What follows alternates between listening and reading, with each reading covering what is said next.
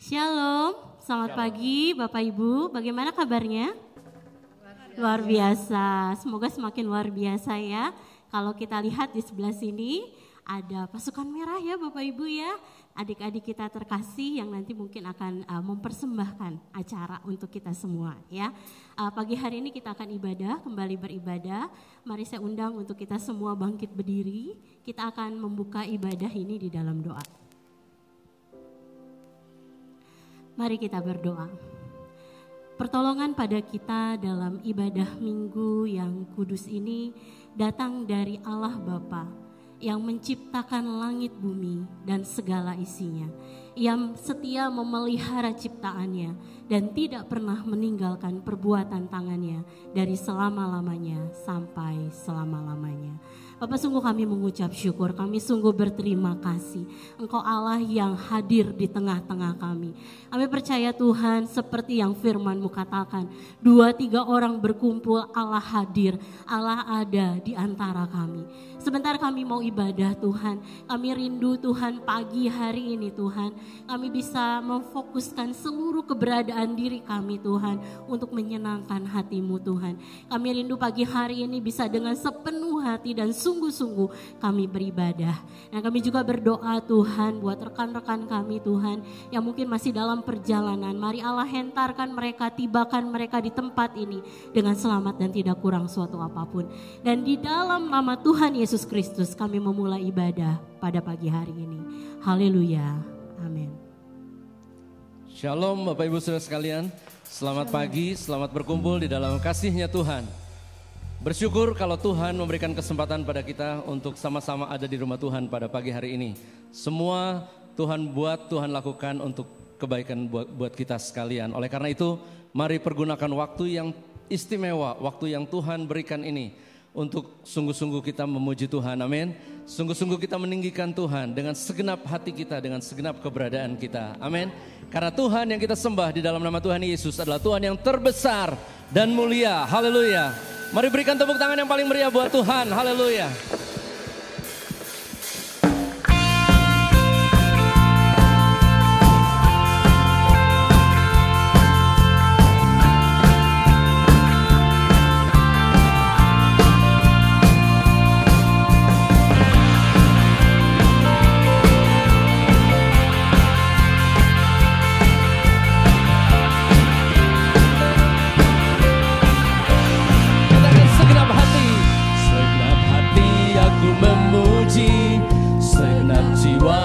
Bernyanyi karena Roh-Mu ada dalamku, Tuhan. Ku angkat tangan, ku memuji, ku angkat suara dan bernyanyi karena Roh-Mu ada dalamku, Tuhan. Mari menari memuji, ungkapkan sukacita di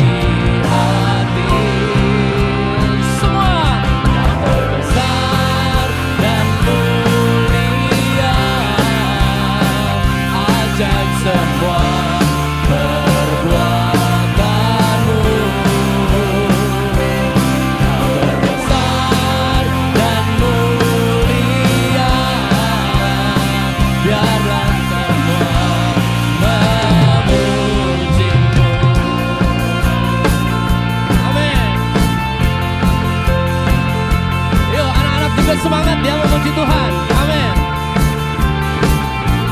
Katakan semua. Senang hati aku memuji, senang jiwa aku bernyanyi karena Roh-Mu ada dalamku, Tuhan.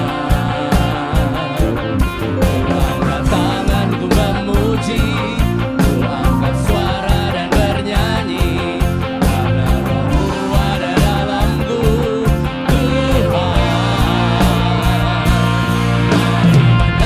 Memuji, ungkapkan sukacita di hati.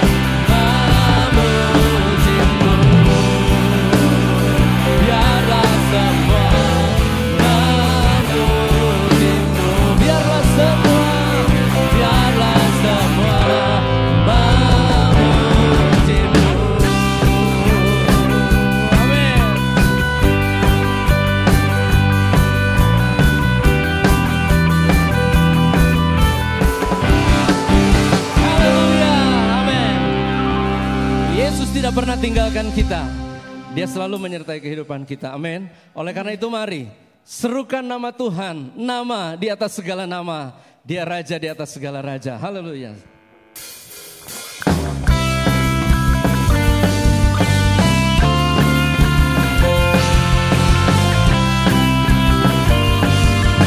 Katakan sama-sama, Tuhanku maha besar.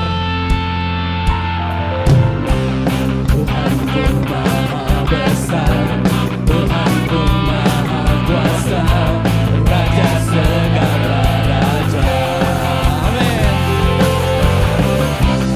Dia takkan tergoyahkan, dia takkan terkalahkan, dia hidup dan berkuasa.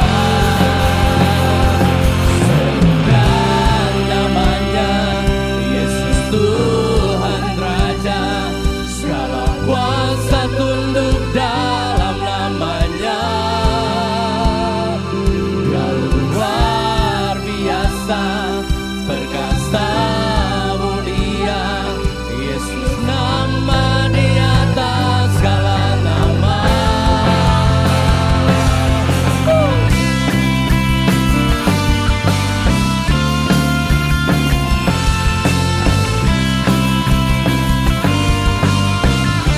Lagi katakan, Tuhanku maha besar.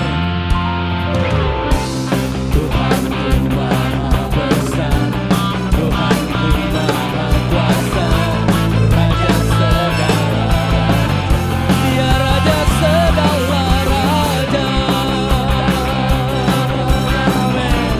Dia takkan terkalahkan, dia hidup dan berkuasa.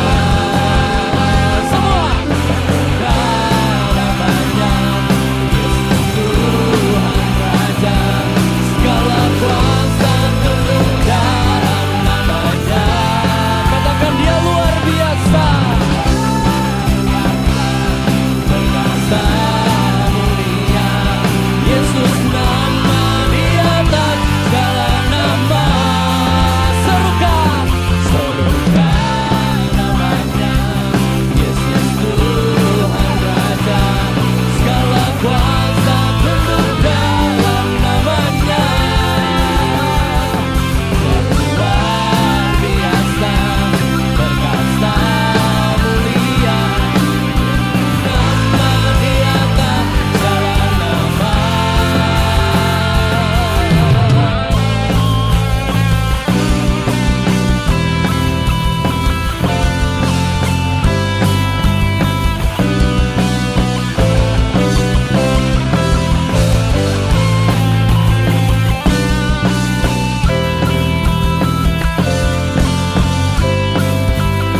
Mari semua serukan nama Tuhan. Serukan namanya, Yesus Tuhan Raja, segala kuasa tunduk dalam namanya. Dia luar biasa, perkasa mulia, Yesus nama di atas segala nama. Serukan namanya, Yesus Tuhan Raja, segala kuasa tunduk dalam namanya. Dia luar biasa, perkasa mulia, Yesus nama di atas segala nama. Katakan Yesus, Yesus nama di atas segala nama.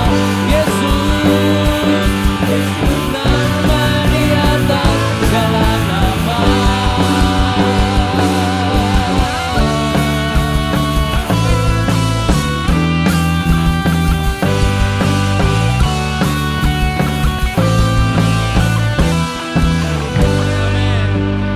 Haleluya. Kita bersyukur karena Tuhan tidak pernah meninggalkan kita sedetik pun di dalam kehidupan kita. Dia selalu ada buat kita sekalian. Dia Allah yang luar biasa, Dia Allah yang sudah memberikan yang terbaik buat kita sekalian. Dialah Yesus, Juru Selamat kita semua. Haleluya.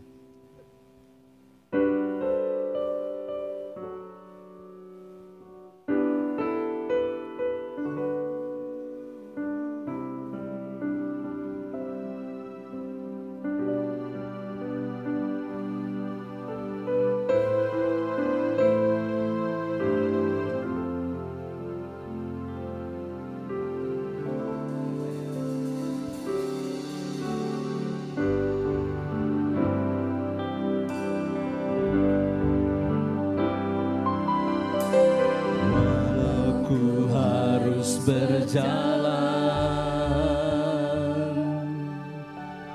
dalam lembah kekelaman, perlindungan-Mu, oh Tuhan, nyatalah bagi hidupku. Tiada pernah sedetik pun, tiada pernah Kau tinggalkan. Sungguh mulia dan sempurna, hanya Kau layak disembah. Yesus, Engkau juru selamatku, dalam janji-Mu kemenanganku. Selamanya kan ku nyatakan besar setia-Mu, Tuhan, di hidupku.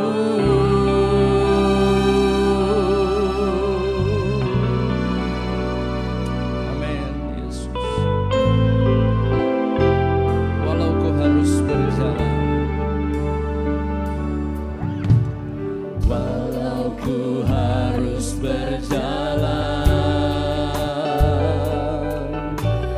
dalam lembah kekelaman,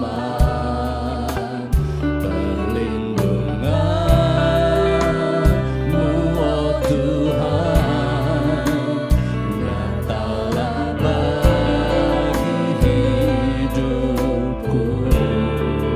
Tiada pernah sedetik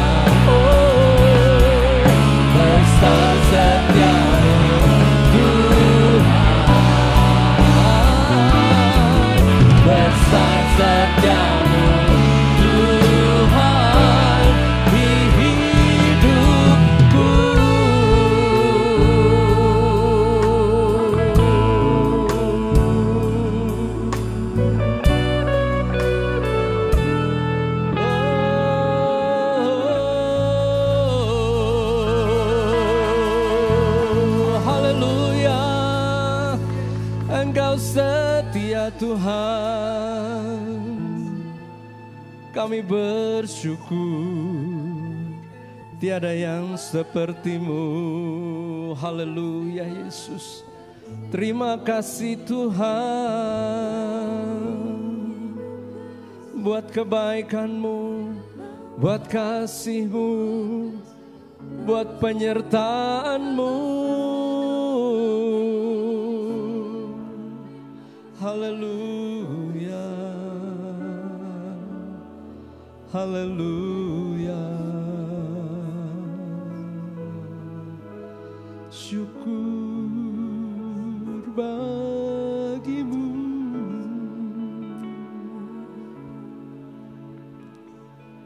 Terima kasih Tuhan.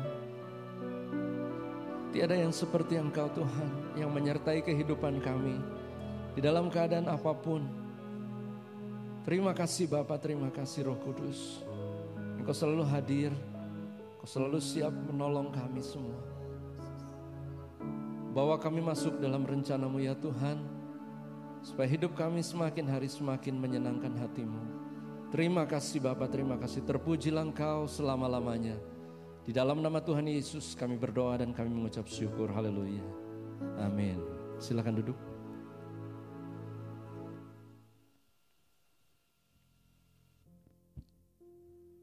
Satu tempat di mana aku bisa datang dengan segala keadaanku.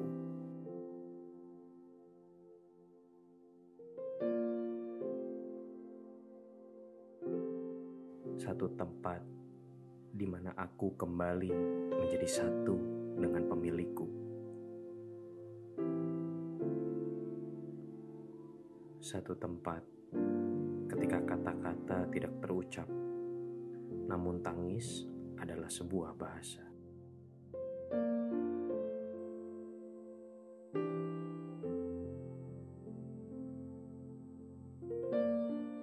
Doa, Engkau hanya sejauh doa.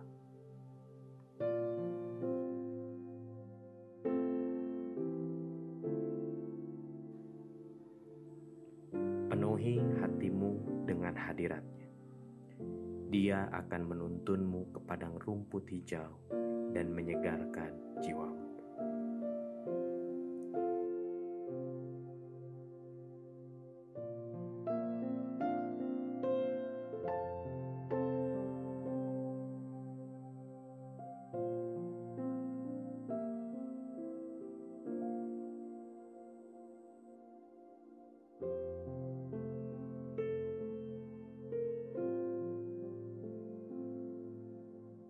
Turut mengundang seluruh pelayan, pengurus, dan hamba Tuhan Gereja Rehobot Jemaat Bandung. Tuhan Yesus memberkati.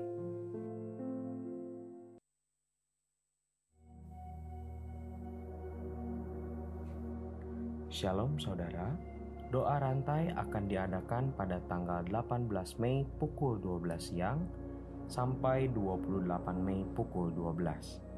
Pendaftaran dapat dilakukan dengan mengisi formulir pendaftaran yang disediakan di gereja atau secara online melalui link yang akan dikirim ke grup WhatsApp ibadah dan komisi.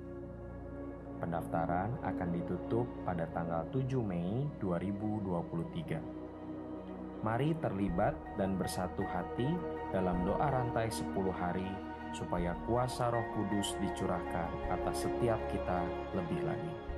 Tuhan Yesus memberkati.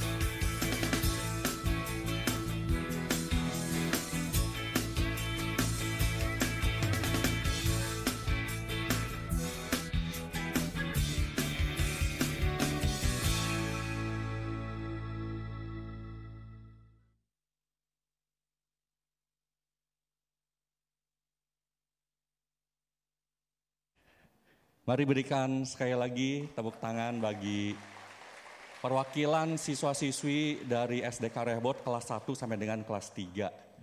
Ya, jadi Bapak Ibu, ini adalah jiwa-jiwa yang selama ini kita doakan. Setiap doa pagi dan juga di dalam doa pribadi Bapak Ibu Saudara, SDK Rehoboth yang merupakan ladang misi ya bagi gereja Rehoboth, itu boleh menampilkan ya sesuatu di hadapan saudara dan kiranya boleh menjadi berkat bagi saudara semua. Dana diakonia yang saudara berikan selama bulan April itu selain disalurkan melalui orang tua asuh saudara, juga dipergunakan untuk mengembangkan dan juga mengadakan sarana prasarana yang ada di sekolah sehingga mereka semua dapat menikmati pembelajaran yang menyenangkan di sekolah.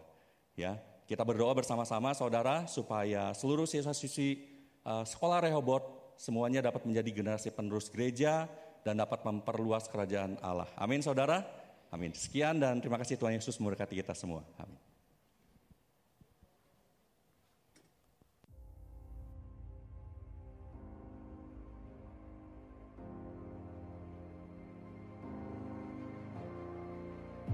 Shalom Jemaat Tuhan, dalam sesi terakhir Biblical Night seri pengajaran tentang akhir zaman ini, kita akan membahas mengenai langit dan bumi yang baru atau New Heaven and Earth.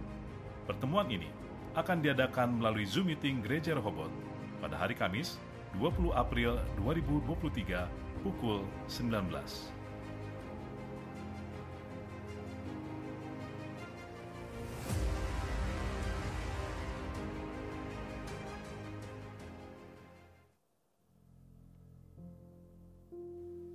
Satu tempat di mana aku bisa datang dengan segala keadaanku.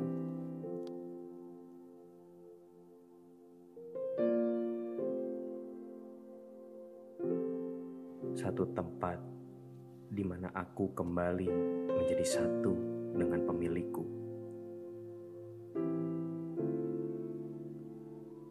Satu tempat ketika kata-kata tidak terucap, namun tangis adalah sebuah bahasa.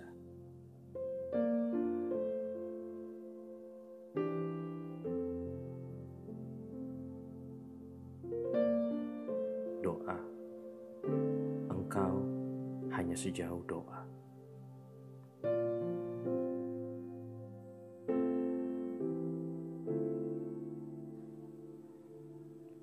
Penuhi hatimu dengan hadirat-Nya. Dia akan menuntunmu ke padang rumput hijau dan menyegarkan jiwamu.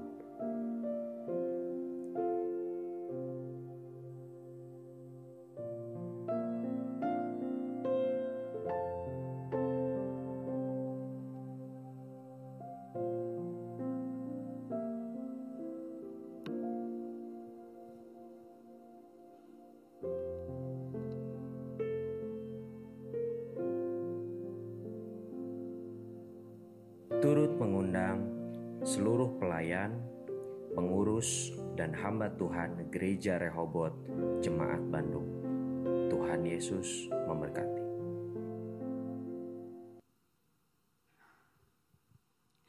Shalom. Wah, suaranya lemas Bapak Ibu. Shalom. Puji Tuhan. Bapak Ibu, pagi hari ini kita akan kembali merenungkan firman Tuhan yang kali ini akan diambil dari bagian kitab Injil ya. Tapi sebelumnya mari kita berdoa terlebih dahulu. Mari kita berdoa. Tuhan, terima kasih Engkau memberikan kami kesempatan kembali untuk merenungkan kebenaran firman-Mu. Mari lebih dari apa yang kami sanggup Tuhan untuk pahami tentang firman-Mu. Kami percaya Allah hadir di tengah-tengah kami. Kami percaya Allah ada di tengah-tengah kami. Akan memateraikan kebenaran firman Tuhan ini dan membuat kami memahami Tuhan, membuat kami menemukan apa yang dapat kami aplikasikan dalam kehidupan kami sehari-hari. Kami serahkan semua dalam tangan kasih-Mu, Allah berbicara di dalam hati setiap kami dan kami siap untuk mendengarkan. Di dalam nama-Mu Tuhan Yesus kami berdoa dan mengucap syukur. Haleluya, amin. Bapak Ibu Saudara, pagi hari ini kita akan kembali merenungkan firman Tuhan yang kali ini diambil di dalam kitab Lukas, kitab Lukas 24 Kita akan baca bagian perikop firman Tuhan yang memang cukup panjang ini, tapi kita akan baca secara bertahap ya Bapak Ibu. Sejauh nanti kita akan mendengarkan firman Tuhan pada hari Minggu ini. Di dalam Lukas 24 ayat 13 sampai ayatnya yang ke-35. Ya, kalau misalnya Bapak Ibu perhatikan bagian perikop firman Tuhan ini berjudul Yesus menampakkan diri di jalan ke Emmaus. Oke. PowerPoint, oke. Pagi hari ini firman Tuhan yang akan saya sampaikan sebelum kita nanti baca firman Tuhan ya adalah arti kehadiran-Mu Tuhan. Kita akan baca ini nanti Bapak Ibu ya. Nah, tapi kita lihat dari beberapa minggu yang lalu kita sudah merayakan Paskah ya. Kita sudah merayakan Jumat Agung, kita merayakan Paskah dan sekarang adalah masa-masa di mana kita sedang dalam merayakan kebangkitannya. Kita tahu bahwa Tuhan kita sudah mati ribuan tahun yang lalu. Tetapi beberapa hari dari hari kematiannya dia bangkit dan dia sungguh bangkit. Kisah ini Bapak Ibu, penggalan kisah ini terjadi ketika ada 2 orang murid yang sedang berjalan menuju sebuah tempat. Nanti kita akan perhatikan ayat ini, nanti kita akan lihat apa yang terjadi, makna apa yang bisa kita dapat dari firman Tuhan di dalam bagian perikop ini. Bapak Ibu, melalui kisah ini ya, tepat setelah kebangkitannya, Yesus menyatakan diri kepada 2 orang murid yang sedang berjalan menuju sebuah kampung yang bernama Emmaus. Jadi mereka berjalan dari Yerusalem, mereka berjalan menuju ke Emmaus. Perjumpaan dengan kedua muridnya tersebut memberikan 3 makna akan kehadirannya setelah kebangkitannya. Oke, kita akan lihat garis besarnya dulu ya Bapak Ibu. Makna kehadirannya itu ada 3. Yang pertama nanti kita akan lihat kehadiran Allah di tengah-tengah kita itu merupakan bukti penyertaannya. Nanti kita lihat ini di dalam bagian perikop ayat 13 sampai ayatnya yang ke-15. Lalu di bagian yang kedua, kehadiran Allah mengubahkan hati dan pikiran kita. Kita akan lihat ini nanti di dalam ayat 16 sampai ayatnya yang ke-32. Dan pada bagian terakhir atau bagian yang ketiga, kita nanti akan melihat kehadiran Allah menjadikan kita saksi kebangkitannya. Ini kita bisa lihat di dalam ayat yang ke-33 sampai ke-35. Kita akan lihat kembali dalam bagian perikop itu ya, Bapak Ibu, dalam bagian perikop firman Tuhan. Kita akan baca, boleh saya minta untuk kita semua baca bersama-sama di dalam ayat yang ke-13 sampai ayat yang ke-15. 2 ayat dulu yang pertama ya. Sudah dapat semua Bapak Ibu? Sudah ditayangkan juga ya, minta tolong ditayangkan ayatnya. Kita akan baca ini bersama-sama dalam hitungan yang ketiga. 1, 2, 3. Pada hari itu juga 2 orang dari murid-murid Yesus pergi ke sebuah kampung bernama Emmaus yang terletak kira-kira 7 mil jauhnya dari Yerusalem. Dan mereka bercakap-cakap tentang segala sesuatu yang telah terjadi. Kita akan lihat makna pertama daripada kehadiran Allah di antara murid-muridnya itu adalah yang pertama bahwa kehadiran Allah itu merupakan bukti penyertaan Allah bagi kita semua. Bapak Ibu, setelah peristiwa kebangkitannya, tepatnya pada hari Minggu sore menjelang malam, 1 kali Yesus berjalan menuju sebuah kampung di Emmaus. Ada beberapa penafsir Alkitab yang menafsirkan bahwa kampung tersebut itu adalah kampung yang bernama Kubeibe. Itu sekitar 7 mil barat laut Yerusalem. Ya, dalam perjalanannya ketika Yesus sedang berjalan, dia melihat tepat di depannya ada 2 orang muridnya. Yang pertama bernama Kleopas, yang juga dikenal bernama Alfeus, yang disebut para penulis kuno sebagai saudara lelaki Yusuf, ayah Yesus. Jadi itu secara tidak langsung adalah pamannya. Lalu yang di sebelahnya seorang murid lainnya memang tidak diketahui identitasnya. Tapi ada yang menafsirkan bahwa itu adalah salah satu dari 12 orang murid. Kemudian ketika Yesus berjalan, Yesus memperhatikan kedua orang tersebut. Dari punggung mereka melihat, Yesus melihat bagaimana mereka tidak berjalan dengan gagah. Mereka berjalan dengan begitu kuyu seperti ada satu beban yang ditaruh di pundak mereka. Yesus seperti bisa melihat apa yang sedang dirasakan oleh murid-muridnya. Dan memang betul, Kleopas dan murid lainnya tersebut, setelah mereka mengetahui bahwa sang guru agung yang mereka sembah, yang mereka percaya bahwa itu adalah Mesias yang akan membebaskan bangsa Israel dari tanah penjajahan. Ketika dia melihat Yesus mati di kayu salib, hati mereka menjadi hancur. Saat itu juga hati mereka seperti sakit sekali. Dan saya percaya ketika mereka sedang kecewa, ketika mereka sedang sakit, ketika hati mereka sedang galau, mereka berjalan, tentu mereka tidak berjalan dengan penuh percaya diri. Enggak Bapak Ibu, mereka berjalan dengan penuh rasa penyesalan, mereka berjalan dengan kesedihan yang begitu mendalam. Saya nggak tahu bagaimana cara menggambarkan cara orang berjalan yang penuh dengan beban yang begitu berat. Tapi Yesus tahu, Yesus melihat itu. Kenapa mereka seperti itu? Mereka seperti itu karena semua harapan mereka, karena semua impian mereka tentang Yesus telah hancur. Semua yang mereka bangun di dalam iman mereka, mereka percayai di dalam pemikiran mereka, hancur seketika ketika mereka melihat Yesus mati di kayu salib. Tentu betul ini ada yang salah dengan ini, betul. Tetapi Bapak Ibu, kalau kita perhatikan di dalam ayat yang ke-15, minta tolong ditayangkan ayatnya. Ayat yang ke-15 di sini dikatakan, ketika mereka sedang bercakap-cakap dan bertukar pikiran, datanglah Yesus sendiri mendekati mereka, lalu berjalan bersama-sama dengan mereka. Bapak Ibu perhatikan bagian ayat ini.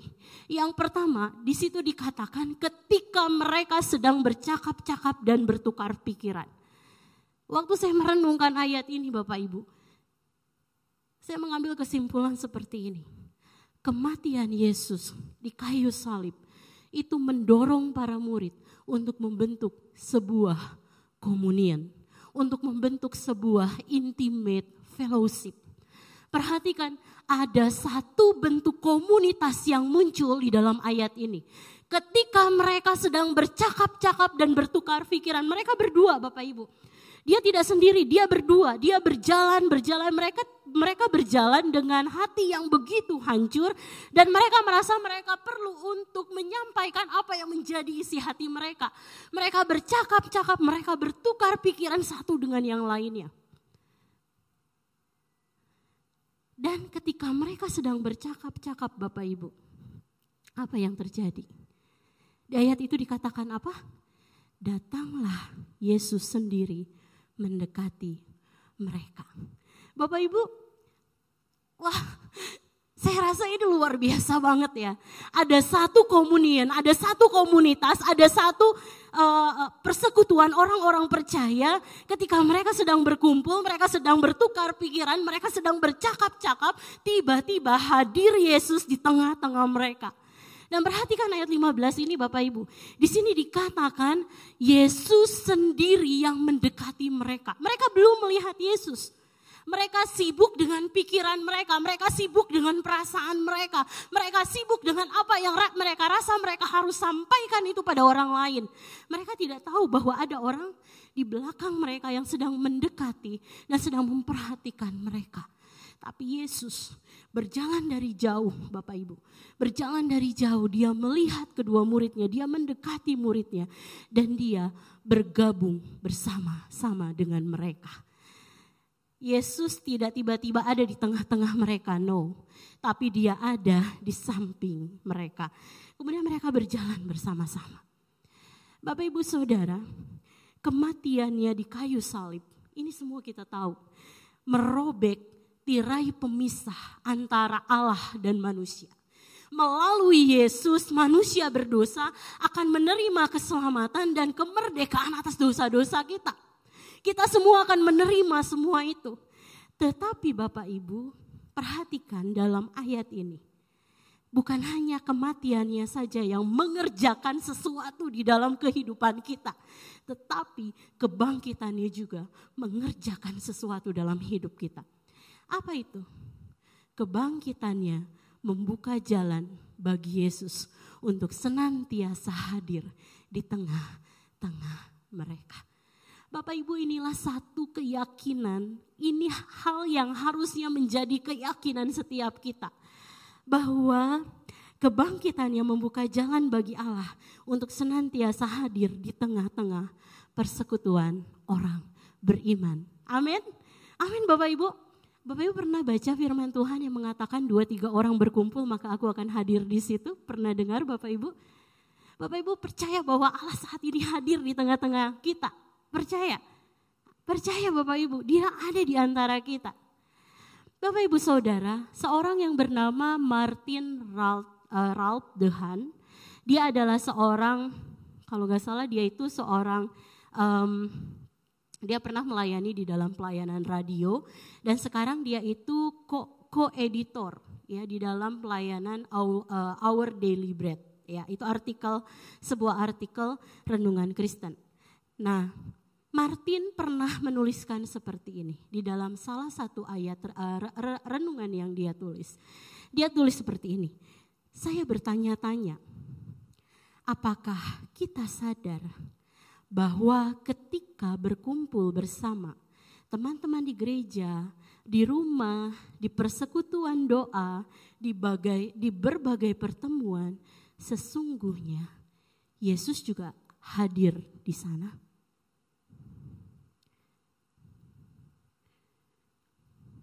Bapak Ibu, sekali lagi saya bacakan ayat ini ya. Bukan ayat, maaf. Pernyataan Martin ini dibilang seperti ini. Saya bertanya-tanya, apakah kita sadar bahwa ketika berkumpul bersama teman-teman di gereja, di rumah, di persekutuan doa, dan di berbagai pertemuan, sesungguhnya kita menyadari juga bahwa Yesus hadir di sana. Dan ketika Yesus hadir, mungkin Yesus akan mengatakan, dan ketahuilah, aku akan menyertai kamu senantiasa sampai pada akhir zaman. Ada lagi kisah Bapak Ibu. Kisah tentang beberapa pelajar. Mereka berkumpul, kemudian mereka mulai membicarakan tentang pengarang-pengarang besar di masa lalu. Mereka membicarakan banyak orang yang mempengaruhi pemikiran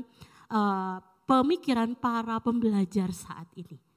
Sampai satu titik, ada satu orang yang bertanya begini, bagaimana jika Shakespeare tiba-tiba datang? Bapak Ibu Saudara tentu tahu Shakespeare itu siapa ya? Dia penulis cerita ya, atau penulis puisi. Tidakkah kita semua akan berdiri dan memproklamirkannya sebagai raja penyair? Kemudian seseorang ketika mendengar hal itu, seseorang memberanikan diri dan berkata, perhatikan pertanyaan pelajar ini. Dan jika Yesus Kristus yang datang, mereka terdiam. Semua terdiam. Tidak ada yang mengatakan apapun. Sampai akhirnya seseorang berkata, dengan begitu polosnya saya pikir ya Bapak Ibu, dia berkata, dia nyeletuk dan dia bilang begini, tapi teman-teman, dia kan ada di sini.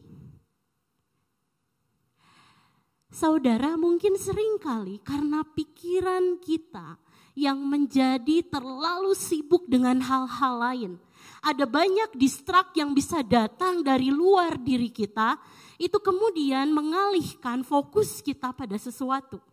Mungkin ketika kita hadir, bisa saja ketika kita beribadah, ketika kita ada di antara persekutuan orang-orang percaya lainnya, tubuh kita hadir, tapi pikiran kita memikirkan sesuatu yang lain. Aduh, tugas saya belum beres, tugas kuliah. Aduh, kerjaan saya belum beres. Aduh, banyak aduh yang lain, sehingga kita tidak bisa fokus. Dan kita tidak bisa duduk tenang, melaksanakan ibadah. Kita bisa fokus pada Tuhan dan percaya bahwa yes, Engkau adalah Allah yang hadir, Engkau Allah yang ada di antara kami. Dan kita menikmati kehadirannya. Seringkali banyak distrak yang dari luar kita, bahkan yang sudah diam di dalam diri kita biarkan itu mengganggu kita sedemikian rupa sampai kita lupa bahwa ketika kita beribadah, fokus kita adalah Tuhan. Bapak Ibu Saudara, ini yang harus kita percayai, ini yang harus senantiasa kita sadari. Allah itu hadir. Allah itu ada, Allah itu bersama-sama dengan kita. Sehingga Bapak Ibu, kalau misalnya begini, contoh saya Bapak Ibu, saya datang ibadah tapi pikiran saya kemana-mana. Hati saya tidak sepenuhnya menyembah Tuhan. Misalnya Bapak Ibu, saya duduk, Tuhan datang hadir di antara saya, ya. Tapi saya tidak menyadari bahwa dia ada. Sebenarnya ini juga yang terjadi dengan dua murid ini, nanti kita lihat pada bagian yang berikutnya. Saya tidak menyadari dia ada, sehingga meskipun dia memberkati saya dengan banyak hal, saya tidak menyadari bahwa Allah sudah memberkati saya. Sehingga ketika saya pulang, kondisi saya sama seperti ketika saya datang. Saya penuh dengan beban berat, pulang pun saya penuh dengan beban berat. Tidak ada yang berubah. Mengapa? Karena kita mengizinkan begitu banyak hal yang ada di sekitar kita mengganggu fokus kita kepada kehadiran Allah. Bapak Ibu Saudara, mari untuk menutup bagian pertama ini, mari kita renungkan sejenak. Apakah kita sungguh-sungguh percaya bahwa Allah bersama dengan kita? Bahwa Allah mendengarkan setiap ucapan kita dalam hati kita maupun yang terucap dari mulut kita. Dan Allah juga melihat semua yang kita lakukan.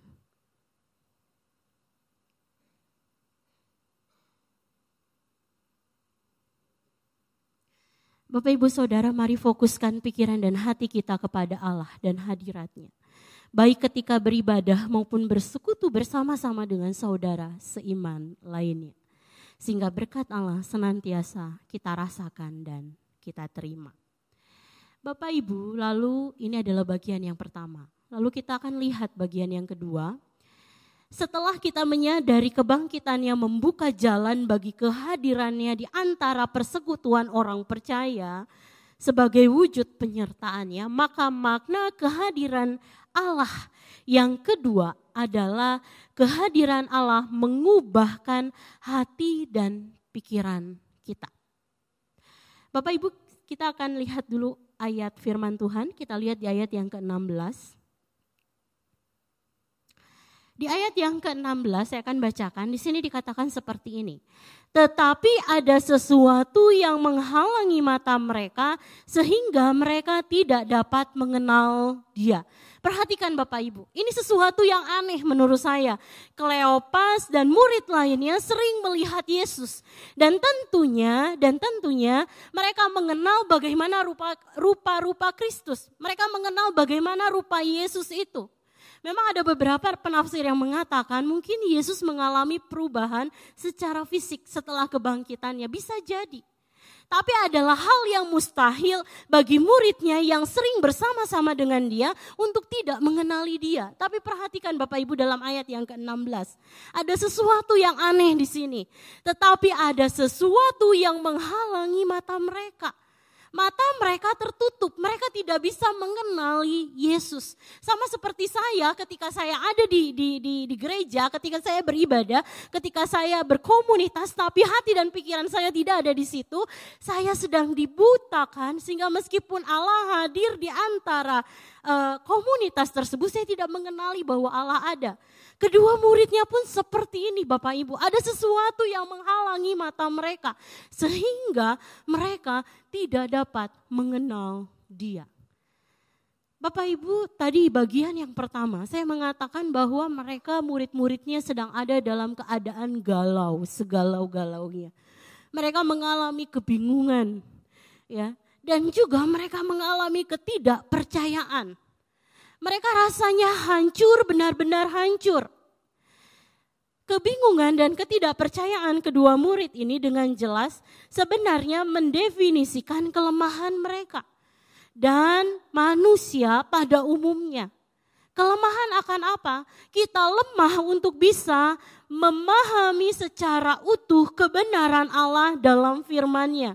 Kita tidak bisa memahami kebenaran firman Tuhan secara holistik jika Roh Kudus tidak menolong kita. Bapak Ibu, kebingungan dan ketidakpercayaan tersebut terjadi sebab kegagalan untuk memahami bahwa tidak hanya Yesus akan mati, bahwa tidak hanya Yesus akan bangkit dari kematian, tapi juga kedua hal ini merupakan ciri penting dari kemesiasannya. Kedua muridnya sama seperti kita perlu memahami bahwa apa yang telah terjadi sebenarnya adalah rencana Allah untuk penebusan Israel dan dunia. Bapak Ibu, kita tidak percaya bahwa ada orang mati bangkit kembali. Dan mungkin sampai saat ini juga jika itu tidak dilakukan oleh kuasa gelap itu tidak mungkin bisa terjadi. Tapi ada rencana Allah yang ada di luar nalar kita. Allah merencanakan bukan hanya Yesus mati, tapi juga bahwa Dia akan bangkit. Dan ini yang sulit dipahami oleh para murid, impossible. Tidak mungkin bahwa Dia akan bangkit. Tidak mungkin bahwa Dia akan bangkit. Bahwa Dia juga udah mati di kayu salib dan kita semua sudah melihat Dia masuk ke dalam ruang kubur tersebut. Dan rasanya sulit untuk percaya bahwa Dia sudah bangkit. Dan kemudian mereka menjadi bingung. Bapak Ibu, kebingungan mereka juga berasal dari kegagalan mereka untuk memahami, untuk mempercayai semua yang diajarkan perjanjian lama. Ada begitu banyak nubuatan tersebar di dalam perjanjian lama. Mereka mendengar, mereka mempelajari, mereka mendengar Yesus menyatakan bahwa Dia akan mati tapi Dia akan bangkit. Tapi mereka tetap tidak percaya. Menanggapi hal tersebut, kita lompat ya Bapak Ibu, coba kita lihat di ayat yang ke-25. Menanggapi hal tersebut pada ayat 25. Di sini dikatakan demikian. Lalu Ia berkata kepada mereka, setelah Yesus mengetahui kondisi murid-muridnya, Dia berkata, "Hai kamu orang bodoh, betapa lambannya hatimu, sehingga kamu tidak percaya segala sesuatu yang telah dikatakan para nabi." Menanggapi hal tersebut, pada ayat yang ke-25 dituliskan bagaimana Yesus menegur mereka atas kelambanan dan ketidakpercayaan mereka. Hai kamu orang yang bodoh, betapa lambannya hatimu, itu yang dikatakan oleh Tuhan. Kemudian jika kita perhatikan di sini, apa yang membuat mereka lamban? Apa yang membuat mereka tidak percaya? Yang paling mereka tidak percayai adalah bahwa Yesus mati dan bangkit. Nggak mungkin. Mereka tetap nggak percaya itu sehingga hati mereka tetap hancur meskipun Yesus jelas-jelas sudah ada menyatakan diri di antara mereka. Hei, saya bangkit loh. Weh, saya bangkit loh. Tapi mereka tetap ada dalam kondisi mereka yang buta dan tidak mempercayai akan kebangkitan Tuhan. Bapak Ibu, kata lamban dalam bahasa Inggris yaitu dull yang berarti kehilangan minat. Mereka sudah tidak lagi, udahlah. Hopeless gitu loh Bapak Ibu, mereka udah gak maulah dengar apa-apa lagi, Yesus sudah mati kok. Buat apa saya mempercayai lagi hal-hal seperti itu. Sedangkan kata tidak percaya artinya tidak memiliki iman atau kepercayaan terhadap sesuatu. Mereka hilang kepercayaan bahkan terhadap Yesus yang mereka anggap sebagai Mesias. Dalam ayat 25 melalui ayat ini, kita mengetahui bahwa mereka sebenarnya dari semula memiliki hati yang tidak terlalu tertarik kepada segala hal yang dikatakan oleh para nabi. Mereka tipe orang yang dengar, mereka tipe orang yang belajar, tapi itu semua hanya dibiarkan berlalu begitu saja. Itu tidak sampai masuk ke dalam hati mereka. Nah, Bapak Ibu, inilah yang Yesus lihat. Bagian yang kedua ini berbicara tentang kehadiran yang mengubahkan hati dan pikiran. Tuhan mau firman itu tidak hanya berbicara sampai di sini kita, tapi juga jauh ke dalam hati kita. Bapak Ibu Saudara, mereka mendengarkan kebenaran, murid-murid mendengarkan mendengarkan kebenaran tentang firman Tuhan, tapi hati mereka tidak percaya, bahkan akal budi mereka juga tidak menerima kebenaran tersebut. Yesus memperhatikan kondisi para murid dan melihat apa yang paling mereka butuhkan. Yang paling mereka butuhkan adalah pengertian akan kebenaran bahwa Yesus telah mati namun ia hidup dan sedang bersama-sama dengan mereka.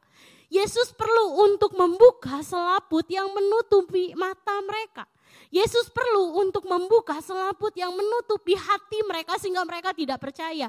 Dan Yesus melihat itu. Dalam ayat yang ke-26 sampai ayat yang ke-27 saya akan bacakan. Di sini dikatakan demikian.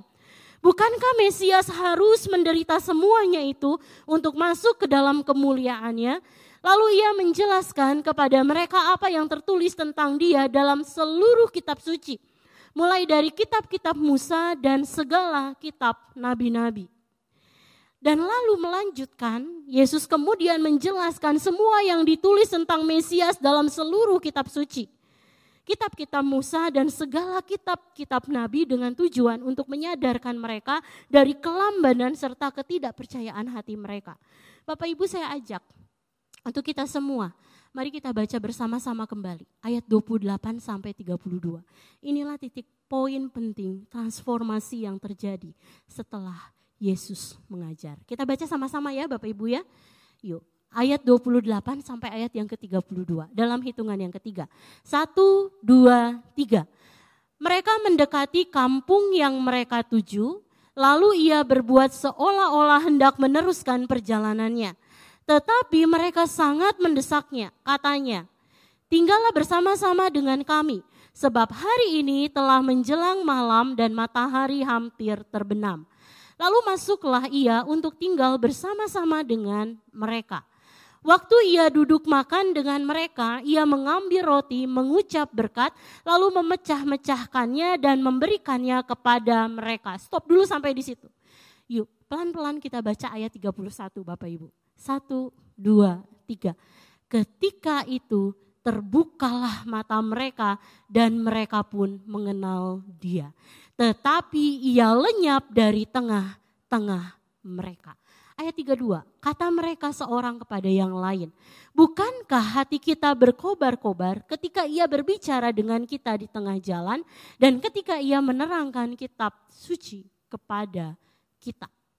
Bapak Ibu, di sini dijelaskan bagaimana kedua murid tersebut ketika Yesus menjelaskan mereka sudah sampai di kampung, dia memohon, mereka mendesaknya sedemikian rupa dan mereka berkata tinggallah bersama-sama dengan kami, abide with us.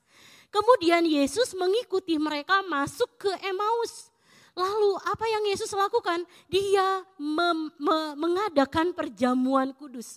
Dan seketika itu juga apa yang terjadi Bapak Ibu? Terbukalah mata mereka dan mereka pun mengenal. Perhatikan Bapak Ibu, ada satu perubahan yang terjadi di sepanjang perikop yang tadi kita baca. Di ayat 16, kedua muridnya dia tidak mengenal Yesus sama sekali. Tetapi di ayat yang ke-31 terbukalah mata mereka sehingga mereka bisa mengenal Yesus. Bapak Ibu, ini adalah hal yang luar biasa. Allah tidak hanya peduli apa yang kita pahami. Allah peduli sejauh apa firman itu mengubahkan kita dari dalam. Firman Tuhan itu mengubahkan. Bapak Ibu selalu mengubahkan. Firman Tuhan itu iya dan amin. Kita memang betul tidak boleh menjadikannya sebagai jimat, itu betul banget Bapak Ibu. Tapi melalui firman Tuhan Allah bisa mengerjakan sesuatu. Saudara, kehadirannya di tengah para murid menunjukkan kepada kita bahwa ia tidak hanya sekedar hadir saja. Dia bukan hadir cuman buat absen. Bayangkan ya Bapak Ibu, mereka berjalan bertiga ya. Mereka bertiga berjalan kemudian Yesus hadir di tengah-tengah mereka dan Yesus bilang, absen, saya hadir. Bukan itu. Dia tidak hanya hadir, tapi dia juga melakukan sesuatu. Dia mengubahkan kedua murid, dia memulihkan kondisi mereka. Inilah Allah yang kita sembah. Kasihnya tidak hanya menyelamatkan, tapi juga mengubahkan. Kasihnya tidak hanya dapat kita rasakan dengan hati, dapat kita pahami dengan pemikiran kita, tapi juga mengubahkan seluruh keberadaan diri kita. Percaya tuh. Bapak Ibu, dia rindu untuk senantiasa memulihkan kondisi kita. Allah yang kita sembah adalah sumber dari segala hal yang kita perlukan, termasuk kebutuhan kita untuk menemukan, untuk memahami kebenaran ilahi. Bapak Ibu Saudara, mungkin kadang-kadang ya kita, contoh saya pernah ya Bapak Ibu satu kali, Tuhan izinkan dulu banget, jauh sebelum saya berangkat ke Malang, saya diizinkan sakit sama Tuhan. Saya disuruh bed rest. Saya ke dokter, dokter bilang, kamu gak boleh ngapa-ngapain ya, kamu harus istirahat selama 2 minggu. Kamu kena gejala tipes, dia bilang kayak gitu, kamu harus istirahat. Kamu terlalu capek, tubuh kamu terlalu diforsir, terlalu banyak, istirahat, dokter itu bilang. Pulanglah saya ke rumah, istirahat. Tapi itu 2 minggu tidak melakukan apa-apa, itu sangat-sangat membosankan dan saya rasanya gak bisa tenang Bapak Ibu. Tenaga yang saya punya hanya dapat saya gunakan untuk jalan dari kamar ke kamar mandi. Selebihnya saya tidak bisa menggerakkan tubuh saya. Karena saya benar-benar, dokter bilang kamu benar-benar butuh istirahat. Kalau enggak ini tubuh kamu ngedrop banget, dia bilang kayak gitu. Saya berdoa, saya bilang sama Tuhan, saya percaya. Saya dalam pemikiran saya tahu Allah penyembuh, saya berdoa. Saya berdoa, kemudian saya bilang Tuhan izinkan saya untuk sembuh sebelum 2 minggu. Lakukan mukjizat-Mu. Saya berdoa, enggak sembuh-sembuh Bapak Ibu. Enggak sembuh-sembuh. Dan kekhawatiran saya semakin bertambah. Apa yang paling saya khawatirkan? Kerjaan saya. Itu yang paling saya khawatirkan Bapak Ibu. Saya sampai ke bawah mimpi. Jadi dulu itu saya kerja di satu toko tas Bapak Ibu. Jauh sebelum saya jadi hamba Tuhan di sini, saya kerja di toko tas. Di toko tas itu kerja saya itu adalah quality control. Semua tas yang masuk dan yang akan dijual itu harus melalui saya dan teman saya. Ada saya dan teman saya ya. Kami harus memeriksa tas itu yang setiap hari jumlahnya banyak banget, itu kita harus periksain. Kalau ada yang rusak langsung perbaiki, Bapak Ibu saya sampai mimpi, waktu saya sakit saya sampai mimpi. Di ruang kerja saya itu penuh dengan tas yang harus saya periksa. Saya nggak tahu saya kenapa, saya khawatir sekali siapa yang periksa itu kalau saya nggak ada. Teman saya belum tentu melakukannya karena dia juga punya kerjaan yang lain. Bapak Ibu, saya menjadi begitu tidak percaya kalau Tuhan akan menyembuhkan saya. Saya tahu Tuhan penyembuh tapi saya tidak percaya. Saya bandel, sebelum 2 minggu saya masuk kerja. Sebelum 2 minggu, mama saya sampai tanya, kamu benar kamu udah sembuh? Saya, iya. Pokoknya udah sembuh, udah kuat, aku udah bisa kerja. Saya bilang gitu sama mama saya. Terus saya ke tempat kerja, besoknya saya ngedrop lagi. Saya malah harus 10 hari tambahan saya harus istirahat. Bapak Ibu, kemudian saya merenungkan, ini bukan karena Tuhan tidak mau menyembuhkan saya. Tapi Tuhan mau, saya dari sejak itu saya selalu bertanya ya, apa yang harus saya maknai dalam kehidupan saya jika sesuatu terjadi. Di titik itu saya menyadari Tuhan mau saya istirahat. Bapak Ibu, beberapa bulan ke depan nanti ada Everyday Theology ya, di Biblical Night. Itu berkaitan dengan hal-hal dalam keseharian kita. Bapak Ibu bisa mengikuti itu dan belajar banyak dari situ ya. Tapi Bapak Ibu dari peristiwa itu saya mempelajari sesuatu begini. Tuhan sekali lagi tidak hanya ingin kita mengenal dia secara kognitif saja. Tapi juga secara afeksi dalam pengalaman hidup sehari-hari kita semakin mengenal Tuhan kita. Sehingga Bapak Ibu mari kita datang kepada Allah Tritunggal sebagai sumber dari pengertian dan pengetahuan akan firman Tuhan. Ia akan dengan segera penuh kesabaran dan kuasa akan menyingkirkan penghalang dari mata rohani dan pikiran kita sehingga kita dapat melihat, memahami dan hidup dalam kebenaran ilahi yang sejati. Lalu Bapak Ibu, setelah kita menyadari, tadi yang kedua ya, ini yang pertama, yang kedua, ini yang ketiga.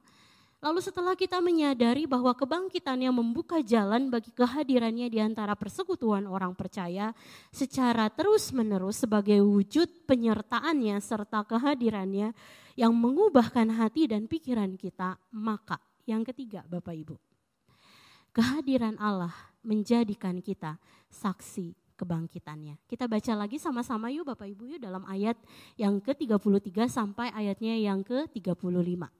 Kita baca bersama-sama ya. 1, 2, 3. Lalu bangunlah mereka dan terus kembali ke Yerusalem. Di situ mereka mendapati ke-11 murid itu. Mereka sedang berkumpul bersama-sama dengan teman-teman mereka. Kata mereka itu, sesungguhnya Tuhan telah bangkit dan telah menampakkan diri kepada Simon. Lalu kedua orang itu pun menceritakan apa yang terjadi di tengah jalan dan bagaimana mereka mengenal dia pada waktu ia memecah-mecahkan roti.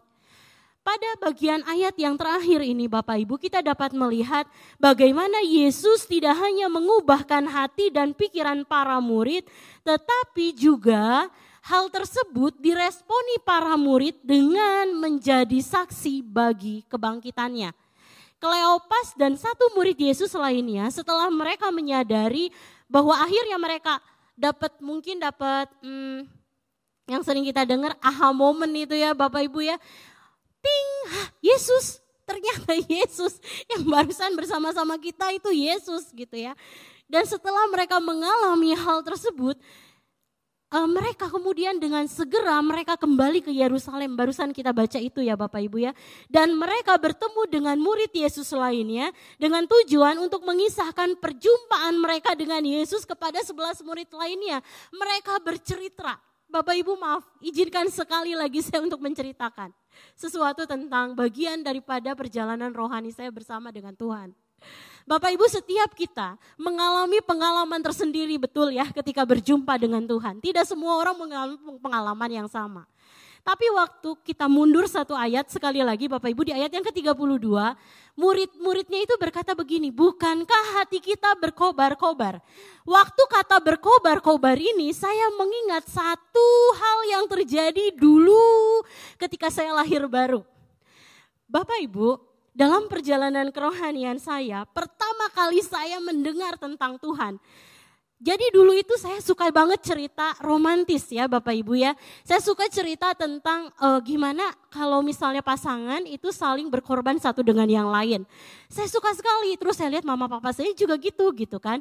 Dan tiba-tiba hadir Yesus dalam hidup saya. Tuhan Yesus yang adalah Bapa saya juga mau mengorbankan diri seperti itu. Itu tuh membuat hati saya berkobar-kobar. Bapak Ibu, itu bikin hati saya penuh dengan kerinduan untuk saya berbicara tentang Yesus kepada semua orang yang saya temui. Mulut saya tidak bisa berhenti berbicara. Sampai teman saya bilang, kamu cerewet sekarang. Karena mereka mengenal saya orang yang gak banyak bicara, diem. Tapi begitu berbicara tentang Yesus, mulut saya tidak bisa dihentikan. Bicara. Saya bicara tentang mereka bagaimana Yesus mati. Saya bicara dengan mereka bagaimana Yesus bangkit. Dan itu jadi jalan bagi kita untuk bersama-sama dengan dia satu kali kelak. Saya ngomong sama semua orang yang saya temui. Teman saya itu sampai geleng-geleng kepala. Udah capek dengernya kamu nih ngomong aja. Ada teman saya yang akhirnya mau ke gereja. Karena dengar saya ngomong terus. Tapi lebih daripada itu saya percaya Tuhan bekerja dalam hatinya. Siapa lagi yang diselamatkan karena saya bicara terus tentang kematian dan tentang kebangkitan Yesus. Itu adalah mamah dan paman saya. Mereka berdua sudah meninggal. Tapi mereka meninggal dalam kondisi setia melayani Tuhan. Bapak Ibu, pengalaman setiap orang berbeda. Dalam perjalanan saya bersama dengan Tuhan, hati yang berkobar-kobar itu terus ada di dalam hati saya. Setiap kali ada kesempatan saya akan berbicara tentang Yesus. Setiap kali ada kesempatan saya akan menceritakan tentang Yesus. Saya akan bicara, ada satu orang loh yang mau mati buat kamu.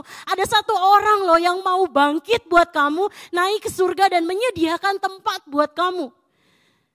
Saya selalu ceritakan itu. Dan itu selalu membuat hati saya berkobar-kobar. Sama seperti kedua murid ini. Hati mereka berkobar-kobar dan mereka tidak dapat menahan diri untuk kembali ke Yerusalem. Tadi jaraknya 7 mil Bapak Ibu. Mereka berjalan kembali dengan sangat cepat menuju ke Yerusalem. Mereka bertemu para murid dan mereka bercerita. Apa yang terjadi dalam kehidupan kedua murid ini? Kedua murid ini menjadi saksi kebangkitannya. Demikian juga kita semua yang ada di sini Bapak Ibu. Kita adalah saksi kebangkitannya.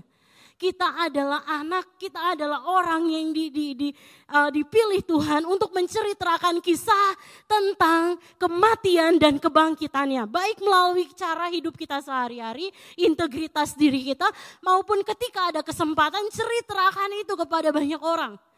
Bilang ada Yesus yang sudah menyediakan tempat buat kamu di surga. Bapak Ibu, setiap kita memiliki pengalaman sendiri sekali lagi. Dan kita bisa bertumbuh di dalam pengalaman-pengalaman tersebut. Bapak Ibu, kisah tentang kematian dan kebangkitan Yesus akan senantiasa membakar kerinduan di dalam hati kita untuk diberitakan kepada orang lain. Jadi saya membayangkan ya, dengan sangat berkobar-kobar mereka memberitakan tentang kebangkitannya, dan pastinya semua yang mereka beritakan itu akan membangun iman mereka yang mendengarkan. Kalau kita ngomong gak usah takut, saya orangnya gak bisa ngomong apa-apa. Dulu saya gagap Bapak Ibu. Untuk bicara di depan sini saya tidak mungkin. Untuk saya bicara satu kata saja saya perlu waktu beberapa detik. Saya ngomong itu sulit sekali Bapak Ibu. Tapi perhatikan bagaimana jika Tuhan memilih, Tuhan memanggil, Dia juga yang akan memperlengkapi setiap kita. Begitu juga dengan kita. Ketika ada kesempatan untuk menceritakan tentang Yesus, mari beritakan itu kepada banyak orang lewat hidup kita, integritas hidup kita, ataupun lewat pemberitaan firman. Bapak Ibu, mari kita melihat untuk yang terakhir kalinya. Minta tolong di slide yang terakhir. Slide terakhir, saya tadi kecepatan pencet. Nah, kita lihat yang terakhir, yang ke-6. Oke, terima kasih. Bapak Ibu Saudara, sekali lagi perjumpaan para murid dalam perjalanan ke Emmaus mengajarkan kepada kita 3 makna akan kehadirannya di tengah-tengah kita. Yang pertama, bahwa kehadiran Allah di tengah-tengah kita adalah bukti penyertaannya. Yang kedua, kehadiran Allah mengubahkan hati dan pikiran kita. Dan yang ketiga, kehadiran Allah akan menjadikan kita saksi kebangkitannya. Dan mari Bapak Ibu, dalam masa-masa merenungkan kebangkitannya, kita menyadari bahwa kebangkitan Yesus memungkinkan Allah senantiasa hadir dan akan selalu menyertai kita di dalam setiap musim kehidupan kita. Mari kita berdoa. Tuhan, terima kasih Tuhan untuk firman yang sudah kami dengar pada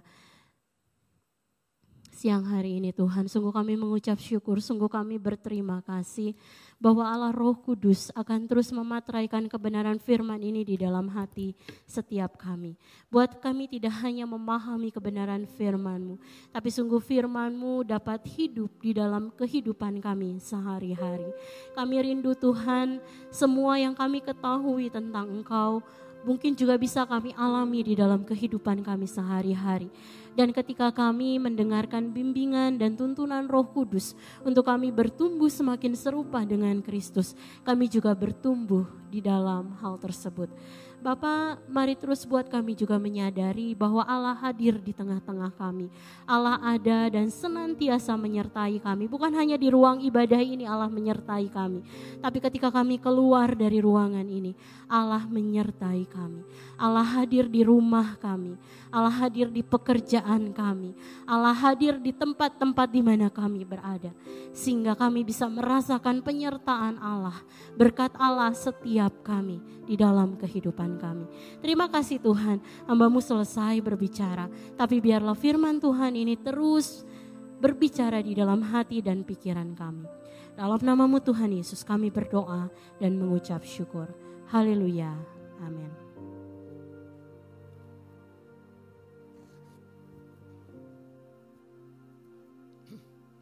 Ya puji Tuhan, saudara, kita sudah mendengar firman Tuhan. Kalau saudara perhatikan dalam firman Tuhan yang barusan disampaikan pada kita semua, ada satu perbedaan yang besar. Klopas dan temannya waktu mereka keluar dari Yerusalem, sebelum mereka bertemu dengan Tuhan, mereka tadi dikisahkan, diceritakan sebagai 2 orang yang murung, yang mungkin susah karena Tuhannya mati dan sebagainya. Tapi setelah mereka berjumpa dengan Tuhan, mereka menjadi orang yang berbeda. Mereka jadi orang yang mau menyaksikan akan kebangkitan Kristus. Dan mereka menjadi orang yang penuh sukacita. Jadi pertanyaan bagi kita semua. Setelah kalau kita mengerti, kita sadar bahwa kalau kita datang di rumah ibadah, kita bertemu dengan Tuhan yang tahu semua persoalan kita. Apakah setelah kita keluar dari ruangan kebaktian, kita menjadi orang yang berbeda? Atau sama aja? Masuk murung, keluar murung. Tapi mari saudara, biarlah kita setelah kita berjumpa pribadi dengan Tuhan di setiap ibadah, maka pada saat kita meninggalkan ruang ibadah, kita menjadi orang yang makin serupa dengan Kristus.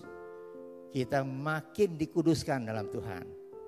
Karena Yohanes 17 ayat 17 berkata, firman Allah itu adalah kebenaran. Kebenaran yang menguduskan kita semua. Puji Tuhan.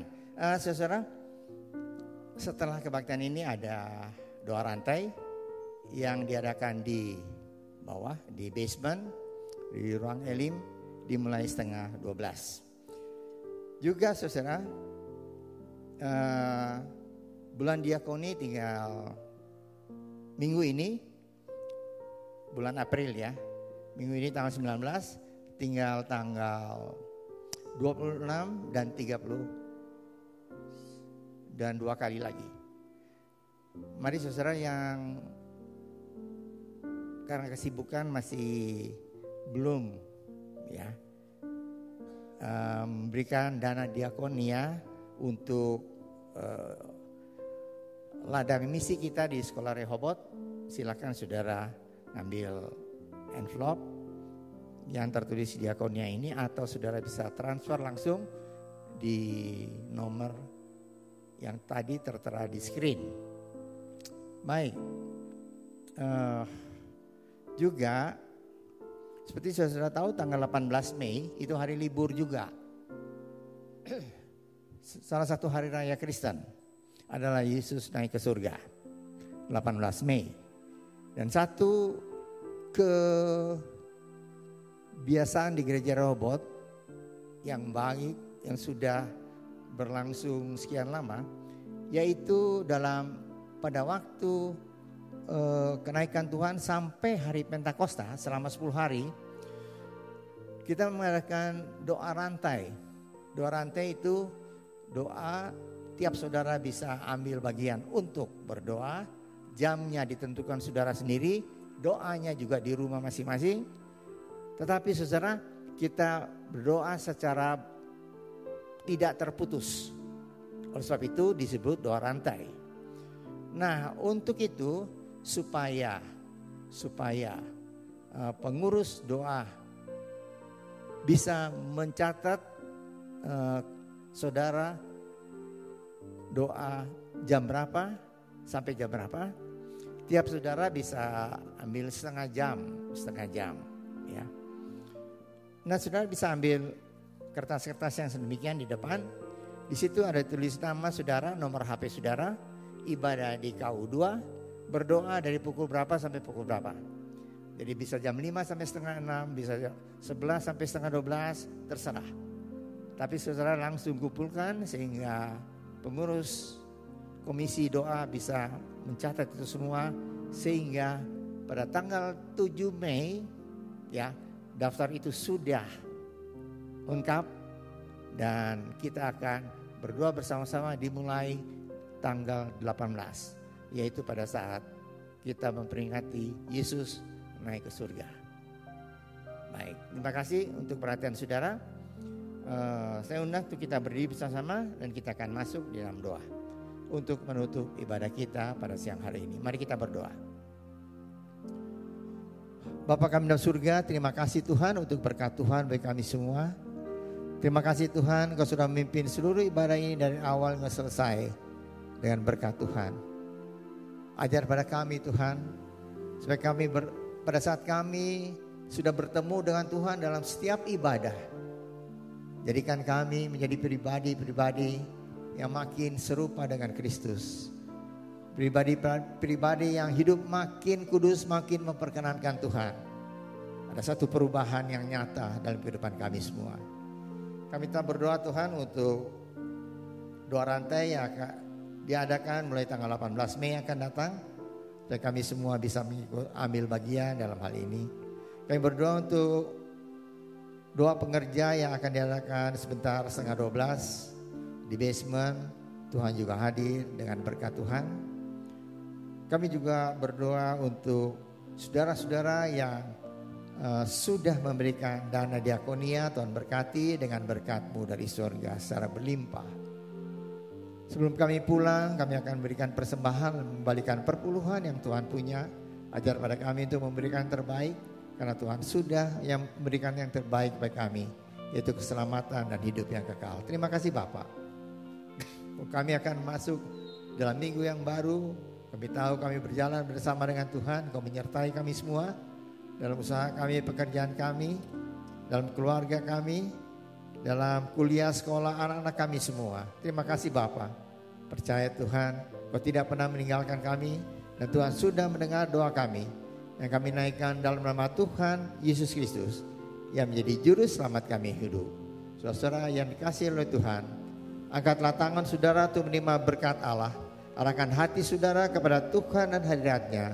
Maka berkat Allah memenuhi hidup saudara. Amin. Berkat Allah memenuhi keluarga saudara. Amin. Berkat Allah memenuhi kesehatan saudara. Amin. Berkat Allah memenuhi pekerjaan saudara. Amin. Dan jadilah berkat dimanapun saudara berada. Amin. Dan saudara terimalah berkat dari Allah Bapa, kasih karunia dan damai sejahtera dari Tuhan Yesus Kristus, dan persekutuan Allah Roh Kudus menyertai saudara sekalian mulai hari ini sehingga Maranatha, Tuhan Yesus datang kembali. Amin.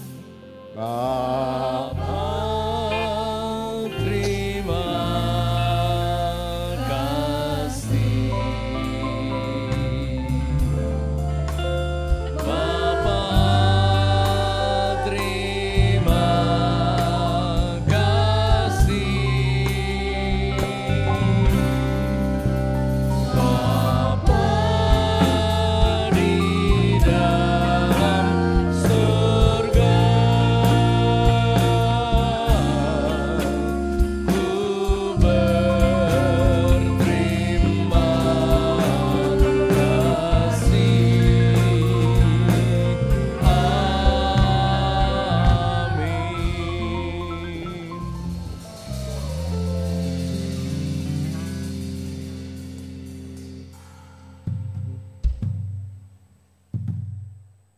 Selamat siang, selamat hari Minggu, Tuhan Yesus memberkati.